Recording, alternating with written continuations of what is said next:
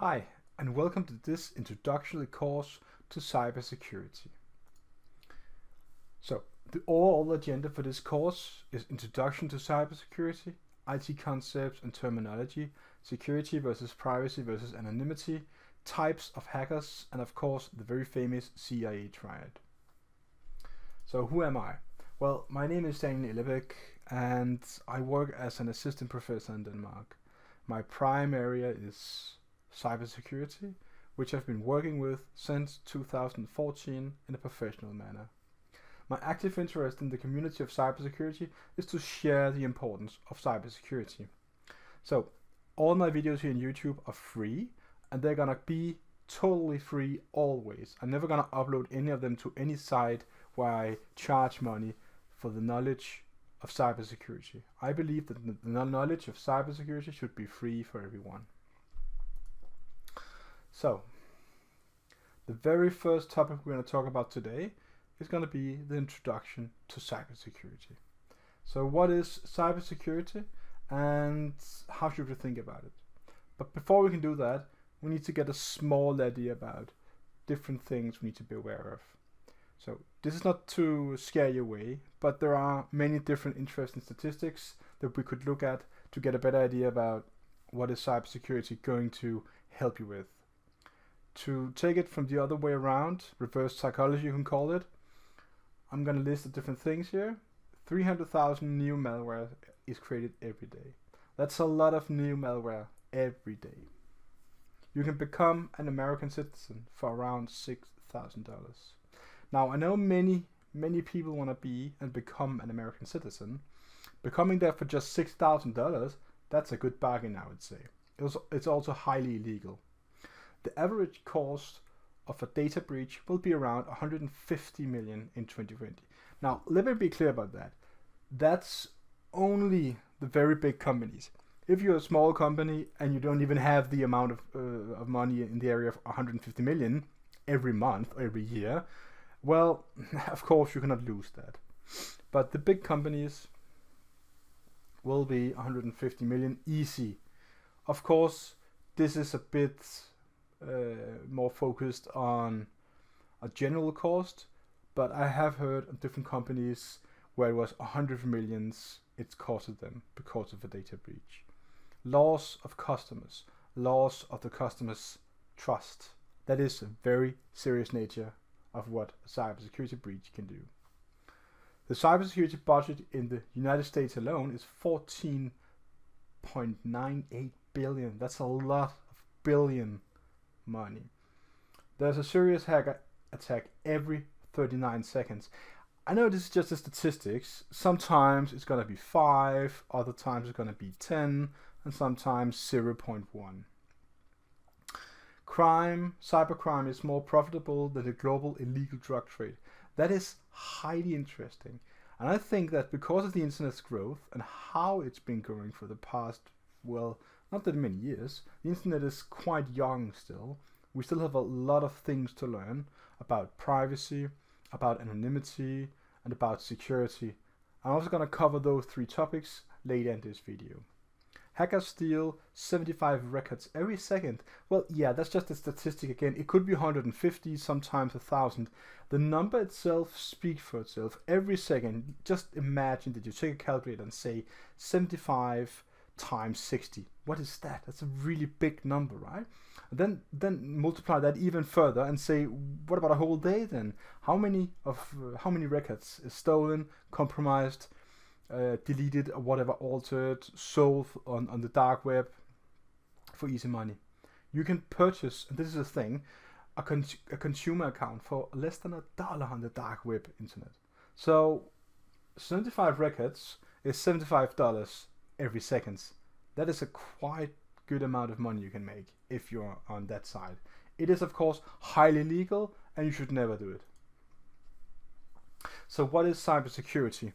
Well, cybersecurity is protection of computer systems and networks from information disclosures. Things like data theft, protection of data, damage to computer hardware, damage to computer software, disruption of services and communication, misdirection of services and communication. All these kind of things cover the whole point of cybersecurity. What is it? Should we care about it? I would say, of course, it's a really good idea to care about cybersecurity. But as I also explained in all my other videos, you need to identify your context for your company. If you don't have a need to implement a certain thing in security, you shouldn't do it. So cybersecurity as a whole is about how do we protect our digital assets, our site, the privacy, the anonymity, the security. Everything is about cybersecurity. So, the risk of having poor cybersecurity. This is something you should greatly think about. The overall risks are as following. An attacker breaking into a system, altering your files. Well, that is pretty bad, right? Malware infecting your system. Now, who wants that? An attacker using your computer to attack others. That is really bad. Could be a part of the botnet. An attacker stealing your credit card information and making unauthorized purchases. There are many more points that could put to this list, but to keep it short and give you the information about what is this all about, I only picked 4. And I have a reminder down in the bottom. It states there is no guarantee that even with the best practices and precautions, some of these things won't happen to you. Now, but there are steps you can take to minimize the chances. So the whole point is, some people might say, why even bother? It's going to happen anyway, because the security consultant from the last week told me that, oh, it's not a if, it's a when. It's like, okay, so if it's not a if and it's a when, why should I even care? I could just stick to my backup. Well, yeah, I guess, but you cannot do that. It is very important that you do implement security in a good way, and you stick to the good rules of cybersecurity, else you will just become hacked. And it is a when, it's not a if. If doesn't exist when we talk about cybersecurity these days. How to improve your cybersecurity? Well, the different things you could do. So I would like to say that first of all, you should recognize the risk. Being aware of risk and accepting that this is actually a risk to you. It's something that many people struggle to do these days. You probably even tried this before. If you're a developer, you went to your boss, you told your boss, listen, we need some budget, some money to implement some security on our site, our system, our server, whatever, right? And what they kind of say is that, oh, I can't recognize the risk, or I haven't heard about it, but we never got hacked before. They're kind of in denial in a certain way. And you know that they should. And they should really do that, because cybersecurity is something that should be taken seriously. Familiarize yourself with the following terms to better understand the risks, all right? Hackers, attackers, or intruder. Okay, so a hacker, an attacker, or an intruder are different things. Hackers, they hack things, right? They try to break into your system, and attackers do something to attack your system. And the intruder is someone that is already inside that's going to do something to your system. Malicious code is another really good term that you should think about. Let's assume that you are a project manager and you're managing a team and you have some developers. At some point, one of the developers tell you that, oh, we have some malicious code you need to take care of or get removed from the servers. We have no access to the servers. So malicious code, well, that's just bad code. That's going to do something bad to you or your company. A vulnerability is something that, is vulnerable to your system. It could be like something you need to fix, you need to patch your server. Maybe you have something called SQL injection, which is a bit more technical word. Basically means that the type of hacker can go into your database and steal database information through your website, which is a really bad idea to have, of course. Keep your software up to date. It's another thing that's really important if you want to fix your cybersecurity. Run up-to-date antivirus software. Well, even though the debate of antivirus software has been up and down, and many people ask themselves, is it even worth it to have an antivirus software program these days? I would say yes, it is worth it, because they can detect all the things that they know. It is signature based, so everything that an antivirus software program is trying to detect is something that it knows about. If it's a virus or some sort of malicious program on your computer or server, it will of course not detect it. However, if that program is performing some weird patterns on your machine, there's a good chance that it can. And luckily for us, the antivirus vendors do update their antivirus software pretty fast, so we shouldn't be that, well, reluctant to use the software. Use strong passwords. And this is a thing that many people don't understand. Even though that we all know it, we all know what a password is. Everyone, even a kid, knows what a password is. We all know they have to be difficult. We all know they have to be long, have to be impossible to remember before they're safe. Well, yeah, I'm sorry, but it's true. So if you use passwords like January 123 blue, that's really bad, right? Try and pick some password and stick to it. Don't try and enforce, weird, small, obscure passwords of 8 characters. Create a good, strong password, and it will actually protect you way better than you think. Change default usernames and passwords. That's another thing that we really need to take care of, because many people do have their services and websites and software installed with default usernames and passwords. Even when you get your new Wi-Fi router from your ISP, Internet Service Provider, they ship them with a default username and password. Change it. That's all you have to do. It increases the security of everything you have connected to that system really a lot. Implement MFA, multi-factor authentication. So let's assume that you have a website and you can log in on the website. Well, that's very normal, I guess, these days. Make sure that you have more than one factor. This is a part of something called security in depth, which I'm not going to cover in this video, but I'm going to cover design principles and software design principles, and one of them is called defense in depth. What that is all really about is not to rely on a single point of security. So if you can log in, let's say with a username and a password, what you want to do is make sure that you have another step before logging in. How should your user authorize himself on the system? I would say, well, for example, username and a password. That's step number 1. Step number 2 could be something like a one-time password. Some people choose SMS, which is, I would say, the less secure one, because there are many different things. The SMS could be recovered or read from the air. It's a long topic. Others use email, which is a bit better to my knowledge, but the very, very best way is to actually have an RSA key generator in some way. But having such a device can be really difficult for you to acquire. Let's assume that you are a small company and you want to buy a RSA hardware authenticator key generator thing you can have in your hand and press a button and generate a cryptographically correct key. Well, I would say that's going to be pricey. So many people do choose to use the email or some sort of SMS message sent to you. Email is of course a bit more easy because it costs you almost nothing. Okay, so install a firewall. Installing a firewall to your system can protect you against many different kinds of attacks, including different kind of denial of service attacks, to a small degree of course, because you can also DOS and firewall. Be suspicious of unexpected emails. Be sure to educate all your personnel and yourself to verify and check emails that you get in your email inbox. Don't press any buttons. Don't read emails that is not for you. And be aware that there are scam mails and spam mails, and there's a whole different video I can create about unexpected emails.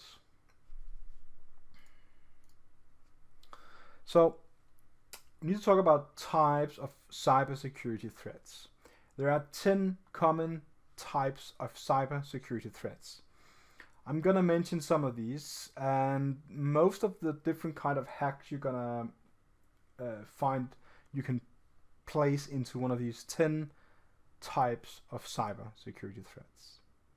One of them is called malware, software that performs the malicious task on target device or network, like corrupting data or taking over a system. Phishing is another one, an email-borne attack that involves tricking the email's recipient into disclosing confidential information or downloading malware, clicking on a hyperlink in the message. As we talked about before, be aware of the emails you get. There's a lot of scam emails and bad emails for you and your company. Spear phishing is almost the same as phishing, it's just directed, where phishing is just like spamming out to a whole company, for example. Trojans, named after the Trojan horse of ancient Greek history. The Trojan is a type of malware that enters the target system looking like one thing, for example, a standard piece of software, but then lets out the malicious code once inside the host system. Malicious code, again, what could that be? Basically anything, right?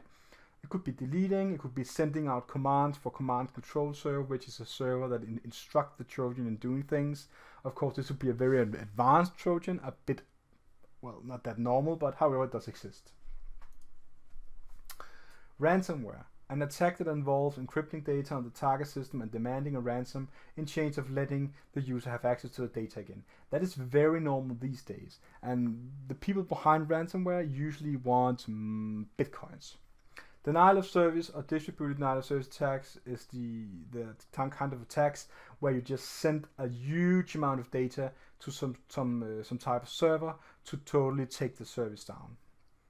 Attacks on IoT devices. IoT, Internet of Things devices like industrial sensors, vulnerable to multiple types of cyber threats. These include hackers taking over the device to make a part in the DDoS attack, or unauthorized access to data being closed by the device. Given the numbers, geographical distribution, and frequently out-of-date operating systems, IoT devices are a prime target for malicious actors. Very important with IoT these days, so many of them are shipped with bad operating systems and out-of-date software.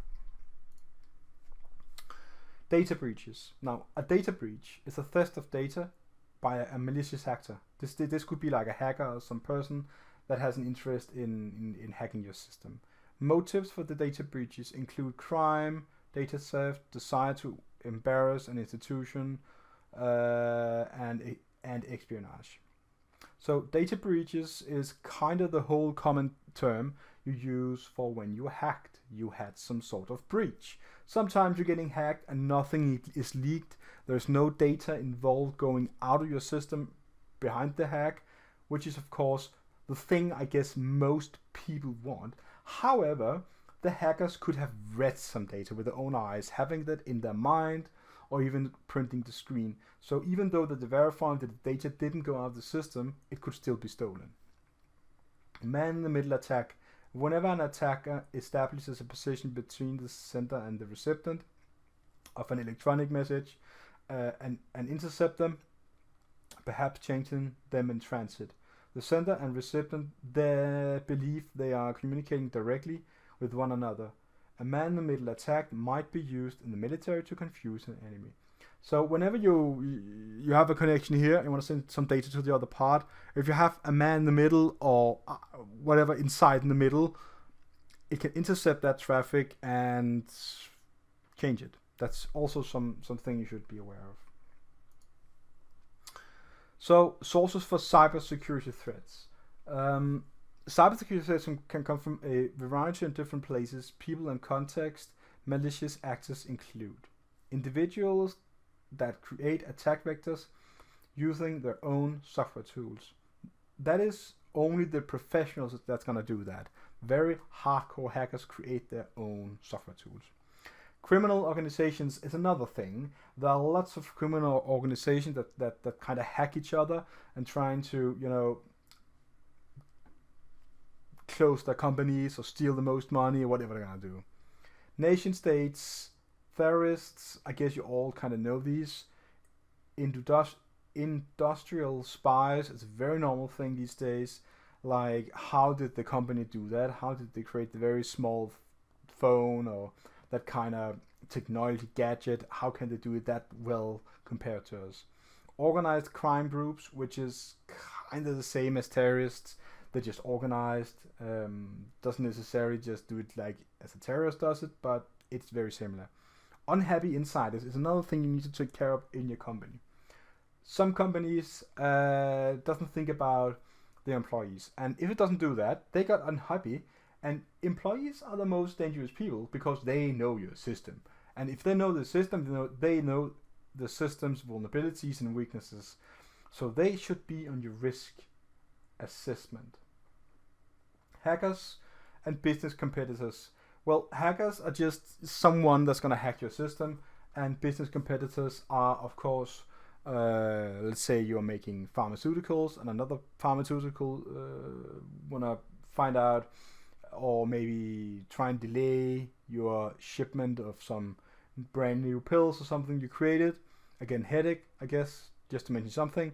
That could be a source of cybersecurity threats. Alright, so we came to the point in the video where we need to talk about IT concepts and terminologies. Okay, so IT concepts and terminologies. This is the next chapter in this beginner's guide to cybersecurity. So let's dive in.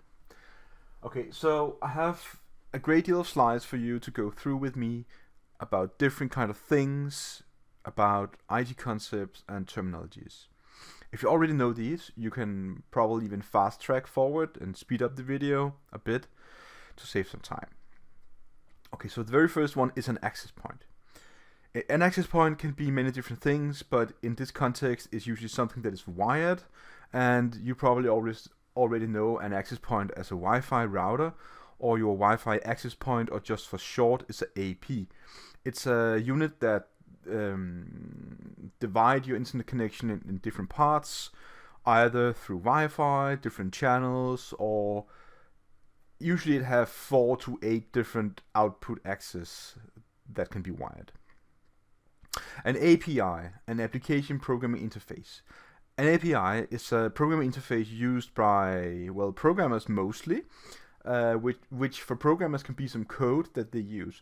So whenever a programmer talk about an API, they basically mean something they coded or something someone else coded they can use as a service for the specific problem that we're trying to solve. The text specifically says that an application programming interface is a computing interface that defines interaction between multiple software intermediaries. It defines the kinds of calls and requests that can be made, how to make them, the data format that should be used, the conventions to follow. So that's a very broad description. Stick with the one that I gave you and use the broad definition whenever you're going to use it for a report or an explanation for someone in the field. The advanced persistent threat, that's basically a stealthy computer network that's acting as a threat actor. Typically it's a nation or state-sponsored group, and they're trying to gain access to a computer network or a computer to remain undetected for a very long or extended period of time. Information security policy.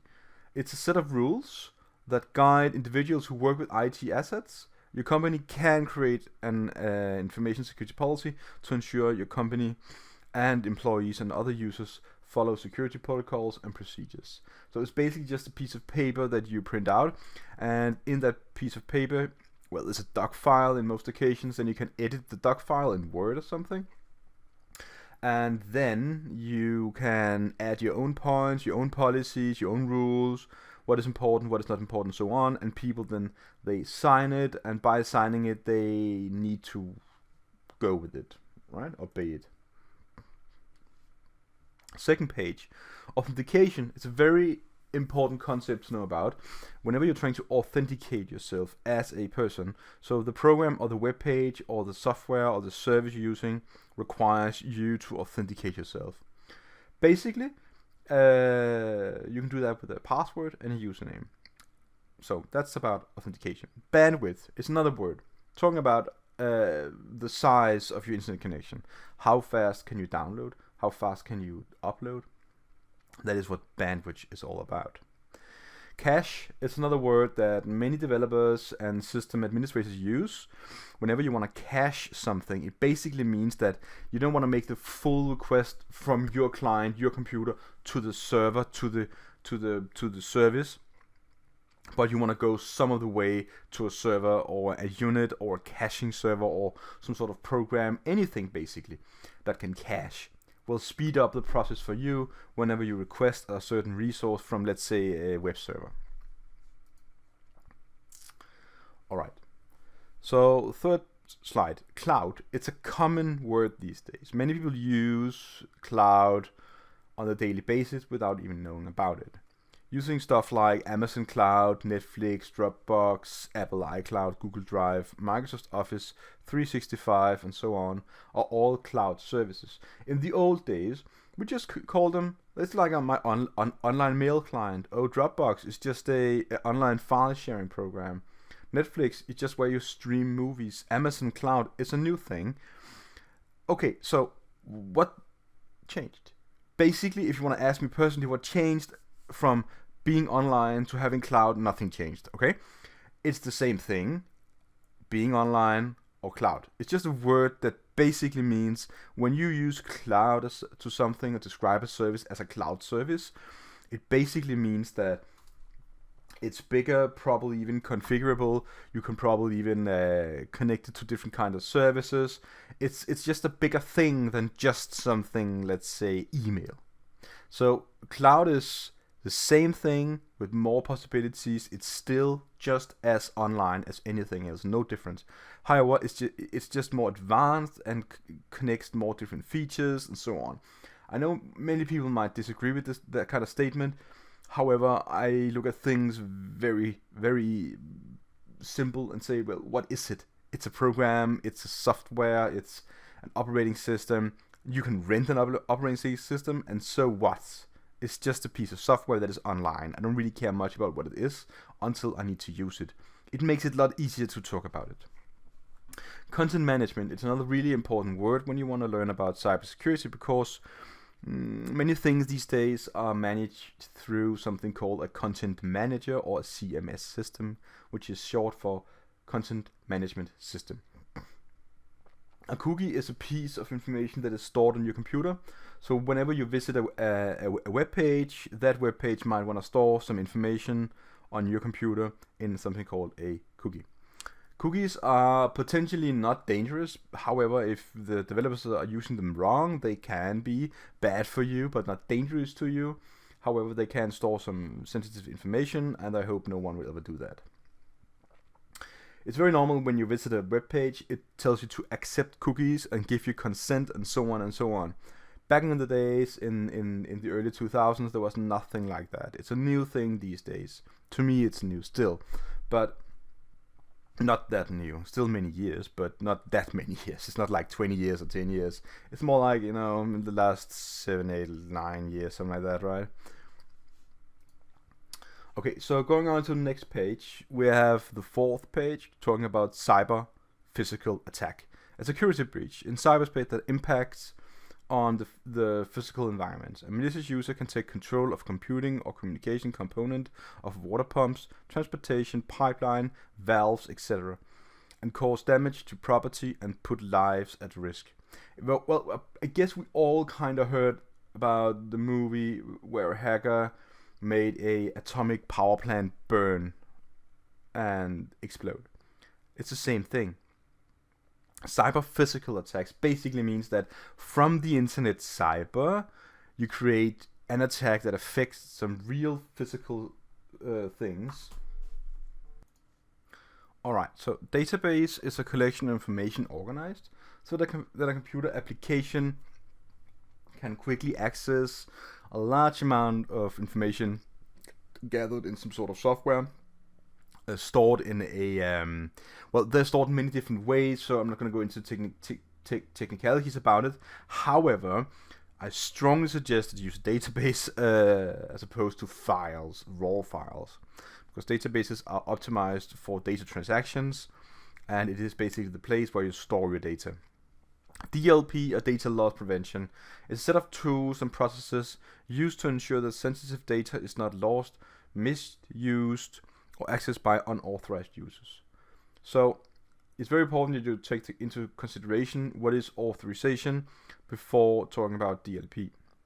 Data loss prevention software detects potential data breaches, data exfiltration, transmissions, and prevent them by monitoring, detecting, and blocking sensitive data while in use, in motion, and at rest. So it's very important for you to understand the different concepts of having DLP, data loss prevention, and do talk with your team about what kind of tools and processes you want to implement to ensure that your data, sensitive data, is not lost, misused, or accessed by unauthorized users.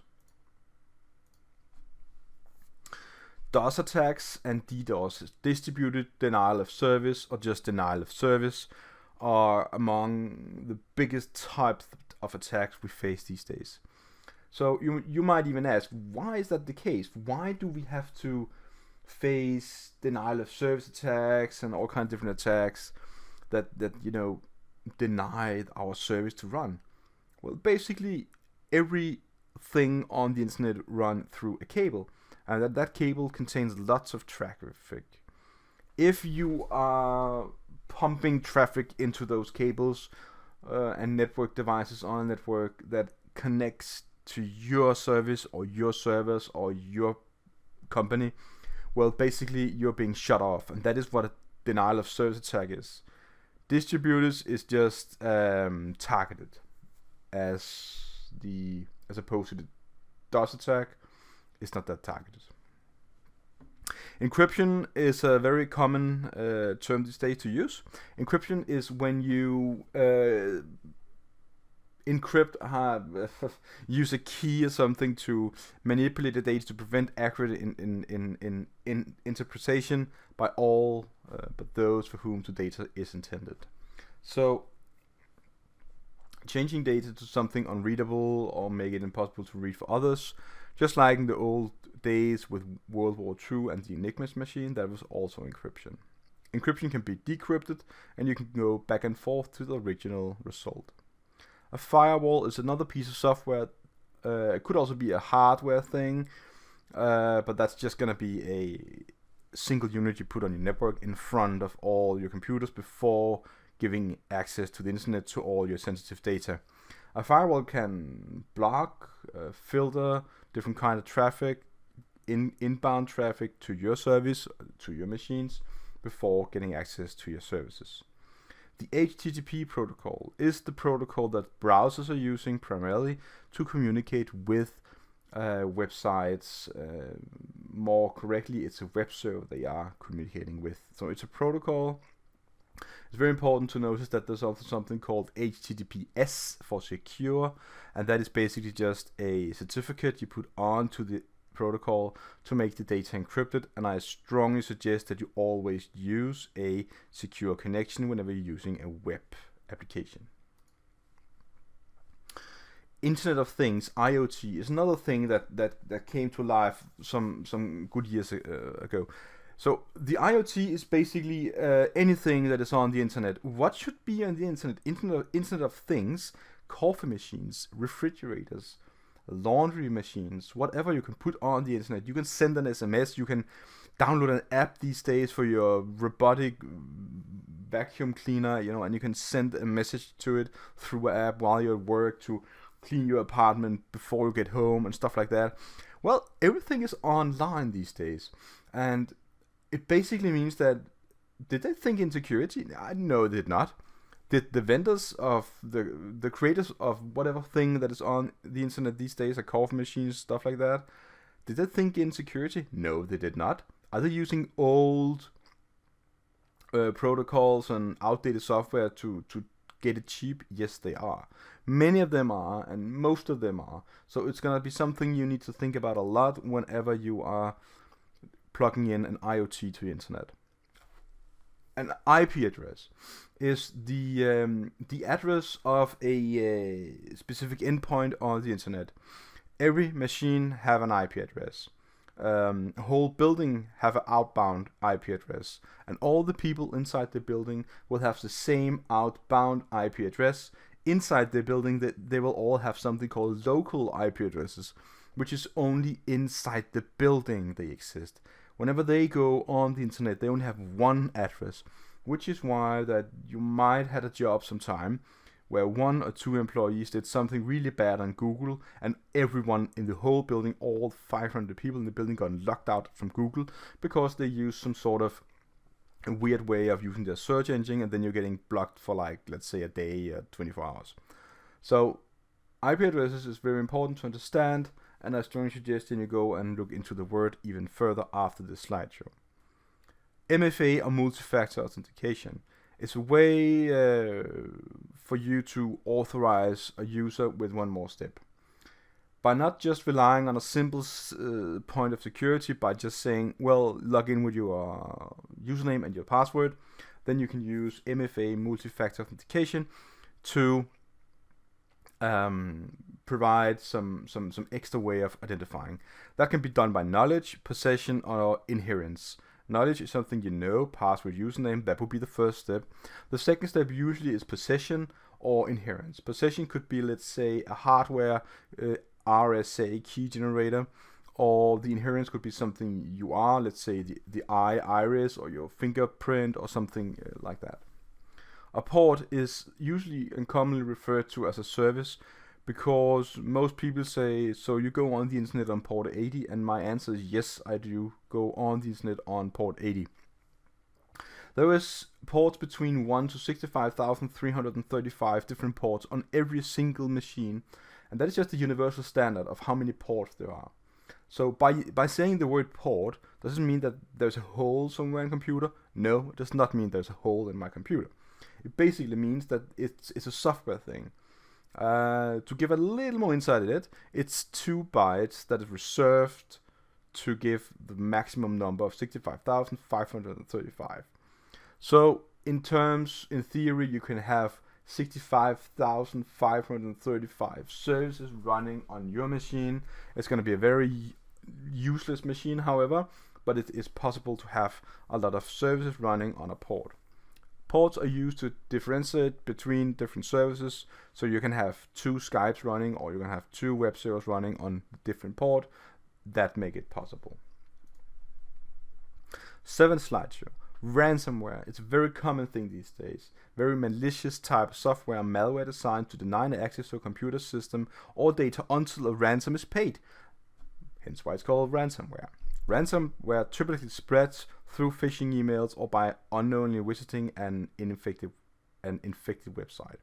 So going back to the whole idea of having a really good awareness of your internet email, of clicking the correct email, and not opening the wrong emails or downloading something that is not particularly safe, is what ransomware can do to you if you're not unaware about it. Risk assessment is a very important tool before you start identifying and analyzing potential events and you may negatively impact on your business. So risk assessment is a combined effort where you and your team sit down and find different kind of risks to your system and give them like a score. So let's say that your website can become hacked. It should be a bit more precise than that. How can it be hacked? Which kind of measures and so on? What is the likeliness? And there are different kind of risk assessment models you can download and follow. It's straightforward. You don't need any technical expertise basically to do it. However, some risk assessments can be about very technical stuff. So of course you need to know about that. Social engineering is an art of manipulating people into giving up confidential information. Basically, it's fraud. So you are telling someone, listen, I am Bill Gates, and because I'm Bill Gates, could you please transfer $500 to me so I can give you some free software for the next 20 years, and I'm gonna even make it better for you. I'm gonna give you free food for 1 year. If you do that, it's basically you believe me, and that is social engineering. I make myself up as someone I am not, trying to get something from you. Software as a service, or SaaS, is a service, software licensing and a delivery model in which software is licensed on a subscription basis and is centrally hosted. It is sometimes referred to as on-demand software. Now we're going back to the whole idea about cloud computing. So whenever you have something called Amazon Cloud Services, or AVS, Basically, you can rent a server online and decide how many RAMs, hard disk space, what about the connection, the amount of data I can transfer, bandwidth, that is what software as a service is all about. All right, so number 8, spam. Email spam, also known as junk mail or unsolidated bulk email, is a subset of spam that involves nearly identical messages sent to a numerous recipient by email. Okay, so you probably already have something called a spam filter on your email, and you're probably also really happy about it. And I would say that's a really good idea. But sometimes emails that you need to receive do end in the spam email. That's a very bad thing that happens, but it's just the way it is, and you cannot do anything about it unless you are marking that email as saying this is not spam. Spear phishing is it's like the directed form of phishing. So when you are phishing, you're just sending out a lot of emails, and you hope that someone click your link and download something or do something that's bad for them. Spear phishing is directed for specific individuals. Basically the same thing, so I'm gonna skip the rest of the explanation. A URL is in your browser. It's a uniform resource locator.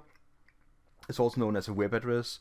You probably even know, you type www.google.com, and then you go into google.com. That is a URL. Alright, so it's time to change the chapter to something called security versus privacy versus anonymity. Okay, so let's get going with security, privacy, and anonymity. And the curtains fold.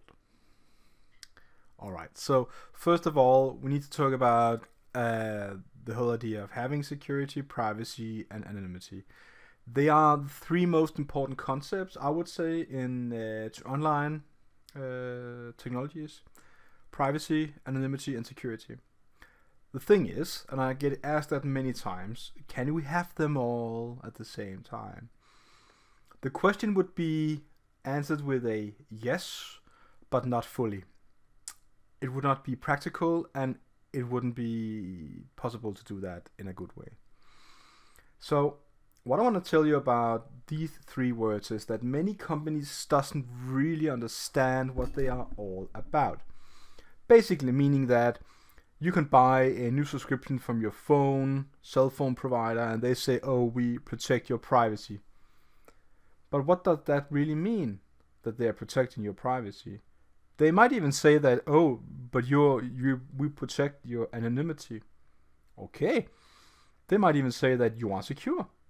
But what does it mean to be secure, or to have privacy, or to be anonym on the internet?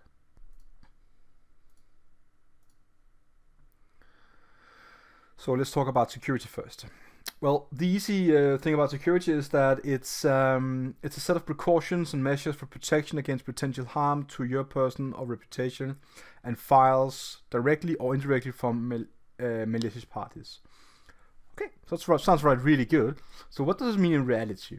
In reality, it means that if you practice online in data security by using antivirus software, encrypting important files, and using passwords to secure accounts and devices, that is, security. You could also say you need security to protect any type of information that others could use against you, such as private images and financial information. Look for services with the utmost security when dealing with password managers, antiviruses, and financial services.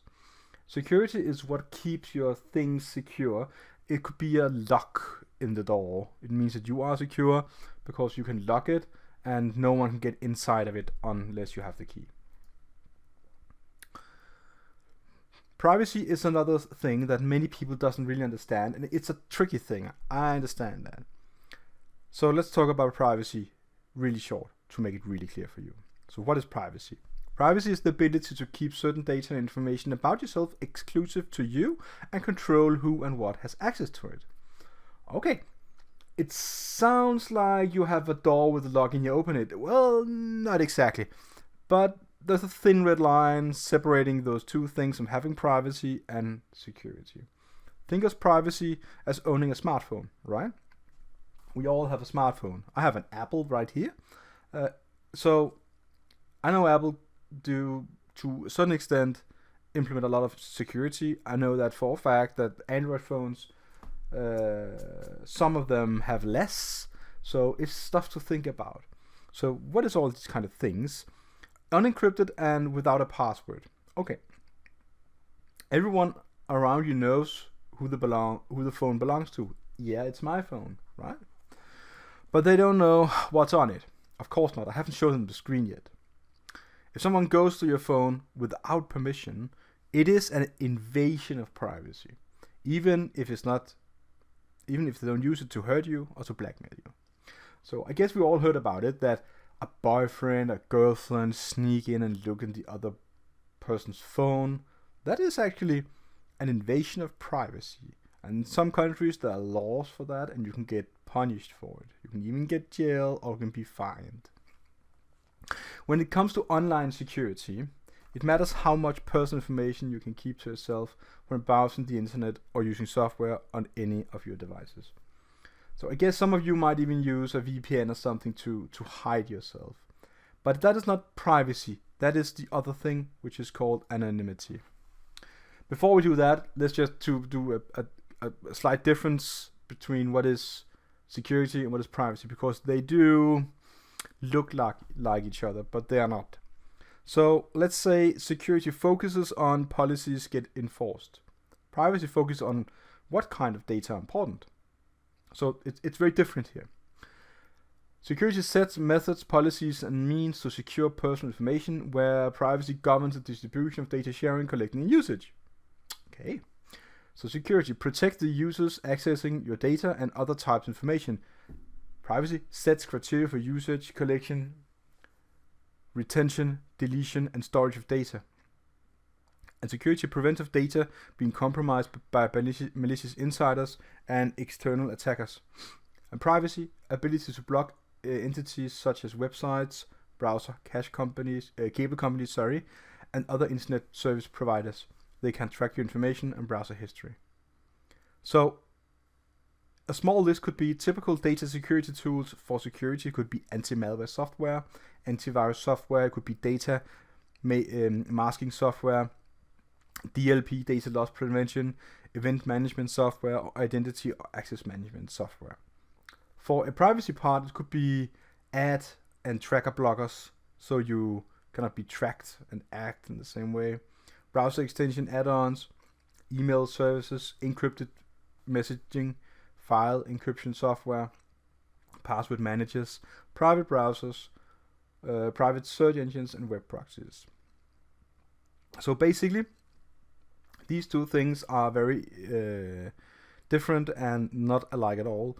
But when you just step on the overall word at the first glance, you might say, oh, but they're the same. So I'm going to say that we keep privacy. We enforce privacy in a company. Well, that's the thing. But please be aware that if you're enforcing privacy, you're not enforcing security. And which kind of thing is it that you want to enforce? Is it privacy or is it security? Or do you want to enforce both? They do think of like a weight of something of some point that you put, let's say, 100 kilos on it, and then you need to divide the 100 kilos on privacy and security in some sort of manner that it makes sense. That's the way you should think about it. Okay, so being anonymous on the internet is all about to hide or conceal your identity, but not your actions. Okay, so when we hid our actions by privacy, we are now hiding who we are, but you can still see what I'm doing. That's the key difference between anonymity and privacy.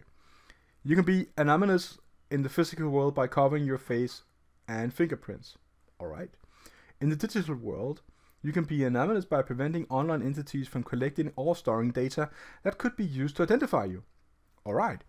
Online anonymity is a case-by-case need. It is really. So you need to think about, if you want to implement this kind of things that you can be anonymous on the internet or just by any means, does it harm your business? Is it useful for you? Does it render your business useless? how would you use it? So just using the word saying, oh, we make sure that you are anonymous on the internet. Anonymous. I have a really hard time pronouncing that word, and I'm really sorry for it, but I'm trying my best. So it's important when discussing sensitive topics, whether it's asking for advice on online forums, expressing fringe political views, or exposing a public person or commercial entity's misconduct. So imagine that you're having a very important conversation online about a very sensitive topic. Maybe it's a good idea that people cannot go back to you and track you in some way, because let's say that they can track back to you who you are. If it's very political, there might be some people that doesn't like your opinion, and they might want to hit on you in some way that can be dangerous, or, well, you know what I mean. So basically, it can be important to be anonymous online. Alright, so that brings us back to a new topic called type of hackers, and this is a very interesting topic, so let's begin straight away with that. Okay, so we have different kind of types of hackers. We have white hat hackers, and the white hat hackers are basically the good people helping you.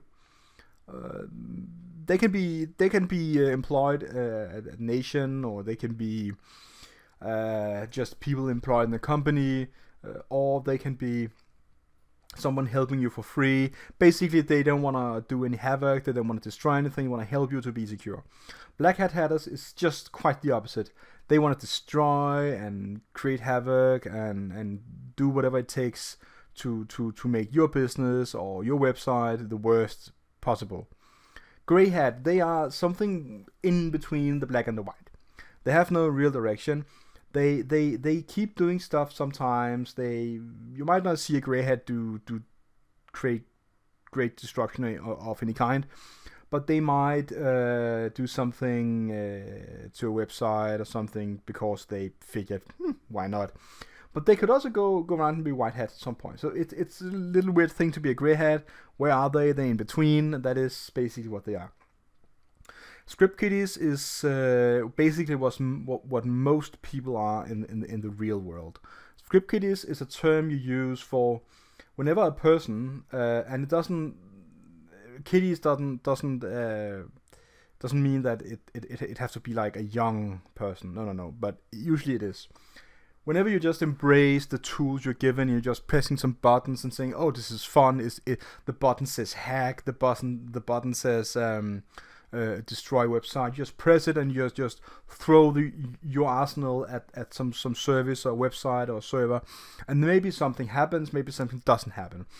The problem with script kiddies is that they can be quite destructive, so they usually fall into the category of black hat hackers or gray hat. They don't really have the black hat way, but they definitely not a white hat.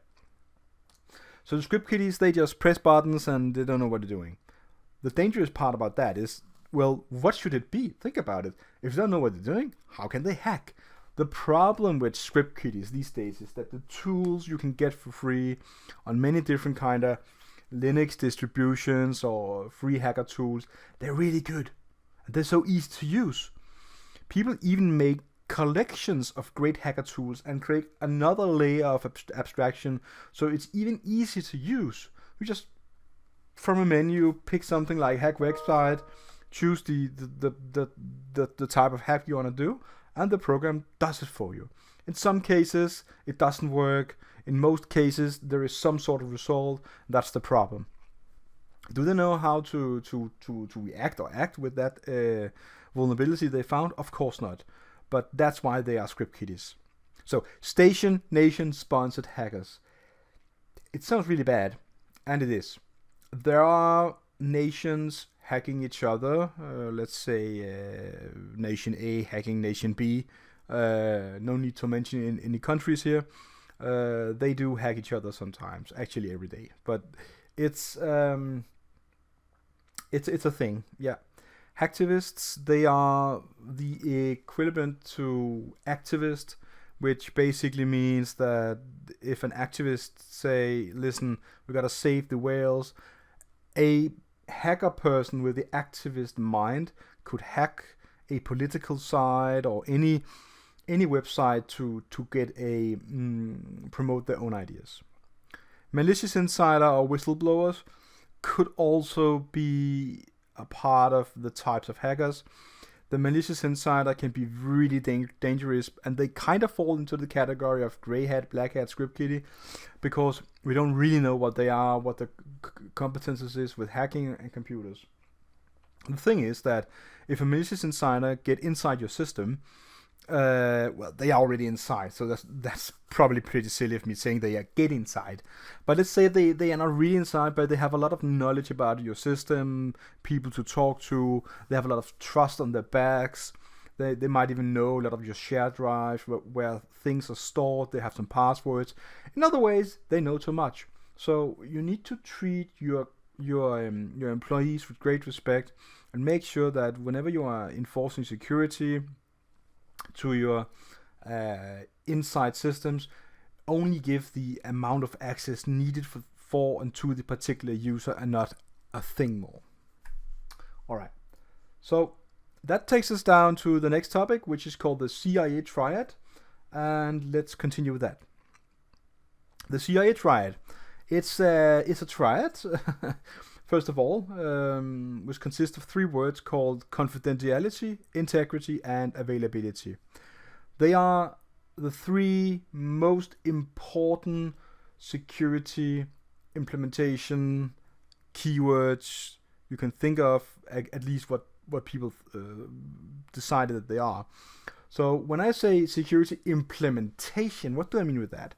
So you are probably a project leader, project manager, you're maybe an owner of a company, you're a developer, you're a security interest, you're a beginner to cybersecurity, you are some role, you need to understand confidentiality. Let's start with that. So let me just read the text. It is roughly equivalent to confidentiality measures are designed to prevent sensitive information from unauthorized access attempt. It is common for data to be categorized according to the amount of type of damage that could be done if it fell into the wrong hands. More or less, stringent measures can be implemented according to those categories. So whenever you want to make talk about how do we keep our data confidential, the talk should be about how do we make sure that the access to the data is only given to the people that have a real access to it, need access to it. So that's that.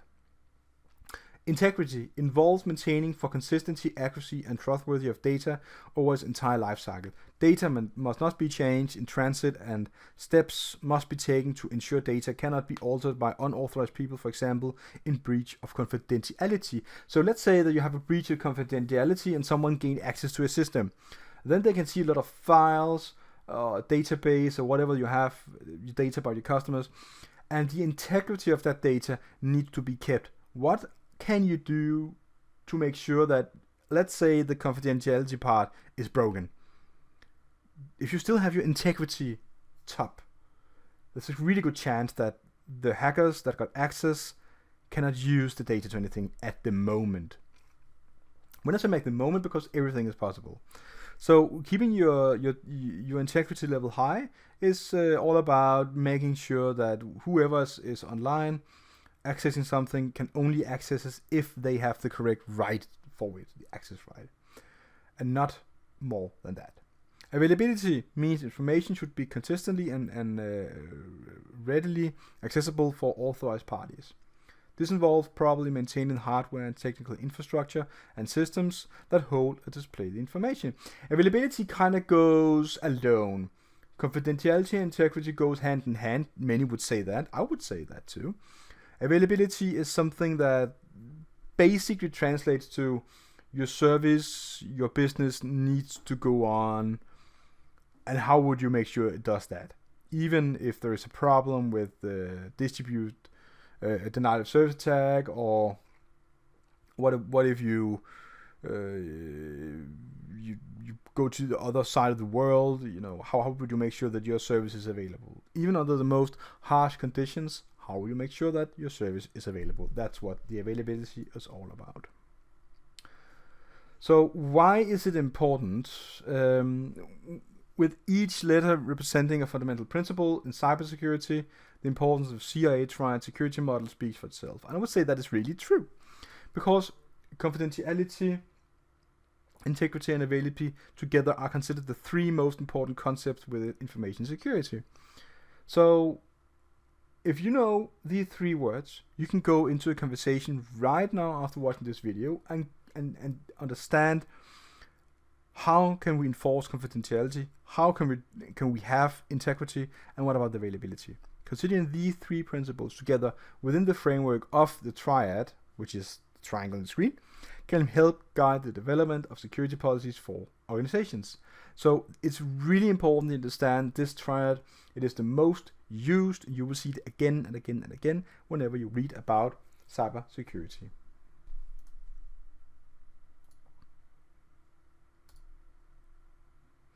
All right. So best practices for implementing the C.I.A. triad could be stuff like confidentiality. Data should be handled based on the organization's required privacy. Okay. Data should be encrypted using two-factor 2FA. Keep access control lists and other file permissions up to date. So confidentiality could be many different things. This is just an example, of course.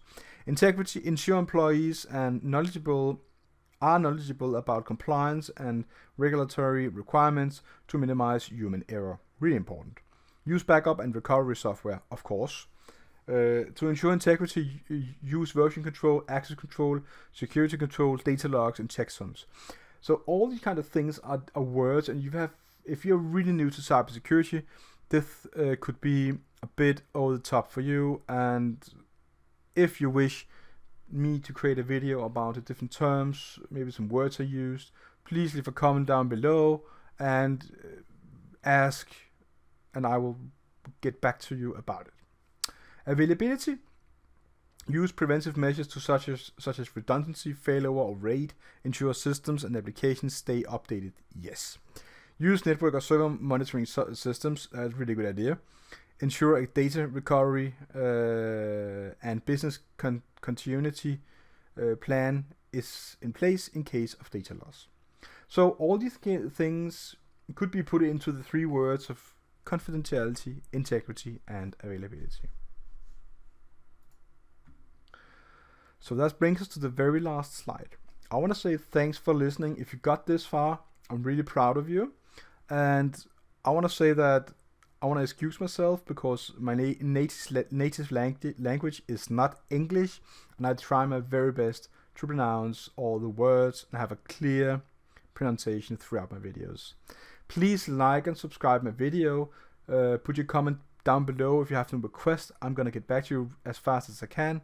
I also just recently got a website. It's called security-in-mind.com. So security in mind with a dash in between the words.com. And please go there if you want to have an overview of all my videos that I'm creating. So I want to say thanks for listening, thanks for watching, and I'll see you again. Bye.